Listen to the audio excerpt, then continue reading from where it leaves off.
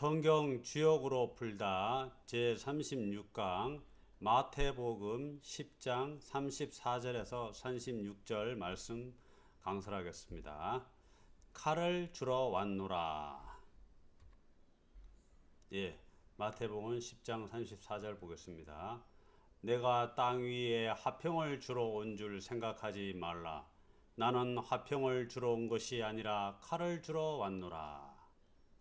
35절입니다. 내가 온 것은 사람이 그 아버지와 딸이 그 어머니와 며느리가 그 시어머니와 서로 대적하게 하려 함이니라. 사람들의 원수들은 그의 가족 중에 있으리라. 마태복음 10장 34절에 36장 말씀인데요. 사랑, 자비 이런 것들이 온통 그 예수님 하나님의 뜻이다 이렇게 우리가 배웠는데, 여기서는 어떻게 보면 반대적인 이야기, 좀 무서운 얘기를 하죠. 내가 땅 위에 화평을 주러 온 줄 생각하지 말라. 나는 화평을 주러 온 것이 아니라 칼을 주러 왔노라. 내가 온 것은 사람이 그 아버지와 딸이 그 어머니와 며느리가 그 시어머니와 서로 대적하게 하려 함이니라. 사람들의 원수들은 그의 가족 중에 있으리라. 나는 화평, 평화를 주러 온 것이 아니라 칼을 주러 왔노라. 화평과 칼, 평화, 자비, 사랑과 칼은 바로 심판의 하나님이다. 그러니까 하나님은 우리에게 사랑과 은혜와 자비를 베풀어 주면서 또 심판을 하는 하나님이다 라는 뜻을 생각하게 되는데요. 칼은 그대로 칼도자이고, 칼도자도 사실은 몸을 잘라낸다, 결단한다, 심판한다 이런 뜻이 들어있고요.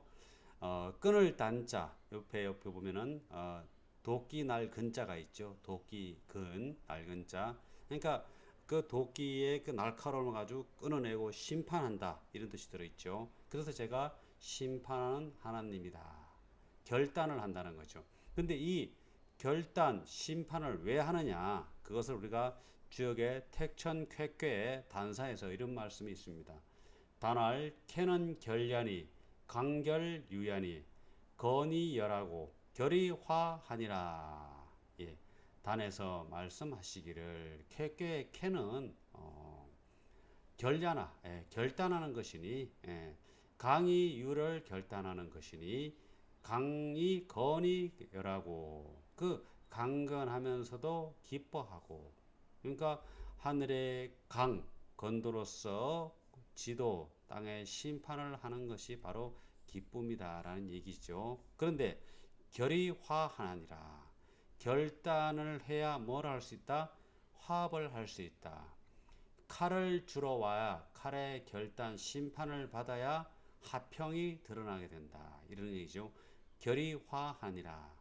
사실 지금 같은 가을 날씨가 곧 서리를 통해서 심판을 하게 되는 거죠. 그 심판을 통해야 내년 봄에 새로운 싹이 나오고 화합이 되는 것이죠. 이게 바로 대자연의 질서잖아요. 마찬가지로 인간 삶도 자기 자신이 스스로 결단, 하지 말아야 될 걸 하지 않는 선구적 결단을 통해서만이 뭐다? 하나님과 화합할 수 있고 사람과 화합할 수 있다. 결이 화하니라. 나는 화평을 주러 온 것이 아니라 칼을 주러 왔노라. 이 칼을 통해서 심판을 해야 뭐가 된다? 평화, 화평을 얻을 수가 있다. 이렇게 보겠습니다. 두 번째, 내가 온 것은 사람이 그 아버지와 딸이 그 어머니와 며느리가 그 시어머니와 서로 대적하려 함이니라. 대적하는 세 가지인데, 보통 우리가 대적하다 이렇게 쓰지요. 대할 대떨다 적적자입니다. 적으로 대하다. 근데 사람들이 그 아버지를 적으로 대하고, 딸이 그 어머니를 적으로 대하고, 며느리가 그 시어머니를 적으로 대하는 이런 경우도 많지만, 사실은 이런 경우의 일은 사실 우리가 극복해야 될, 뭐 해야 돼요? 결의해야 될, 심판을 해야 되는 일이죠. 물론 사람이 그 아버지와 또 딸이 그 어머니와 며느리가 그 시어머니와 어, 명절 추석을 지나면서 특히 며느리가 그 시어머니와 관계가 어렵죠. 그런데 이걸 적으로 대한다. 이거보다는 대적, 대할 대자와 갈적자, 어, 대응해서 간다. 라는 세 가지다. 그러니까 사람의 관계에서 적으로 대하는 것보다는 그 대응해서 서로 대해서 가는 관계, 이런 관계가 바로 사람이 그 아버지와 사실은 아버지와 관계가 참 좋기가 쉽지가 않지요. 결단을 해야지요. 내가 뭘 하겠다?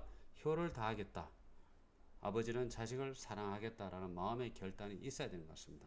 마찬가지로 딸이 어머니와 마찬가지로 며느리가 그 시어머니와 우리의 고부 갈등이라는 얘기가 동양사회에만 있었는 게 아니라 서구 내지는 이쪽 그 기독교 정신에서도 며느리와 시어머니는 굉장한 적대 관계였다는 걸 알 수 있는데 이 적대 관계를 대적의 관계를 다시 갈적자로 해서 대응해서 서로 살아가는 관계로 풀어가야 되는데 거기에서는 바로 결단을 해야 된다 이렇게 생각할 수 있겠습니다.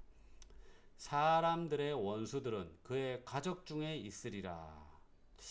저는 이 구절을 보면서 깜짝 놀라면서 이것이 지금 내 가족에게 내 부모님, 내 형제, 내 자식에게 내 아내에게 어떤 의미가 있었는가를 생각하게 됐는데요.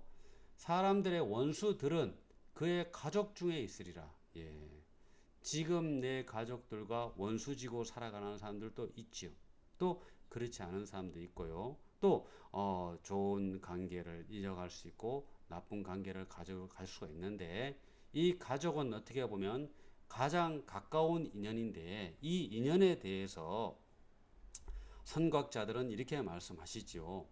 이런 가까운 인연, 특히 가족이 되는 인연은 두 가지다. 뭐요? 친애하는 선연, 좋은 인연이 되어서 가족이 되기도 하고 또 미워하는 악연, 나쁜 인연이 가족이 된다는 것이요. 그러니까 지금 여기에서 삶을 본다면 사람들의 원수들은 그의 가족 중에 있으리라. 사실 이게 답을 찾을 수가 없다라는 생각이 듭니다.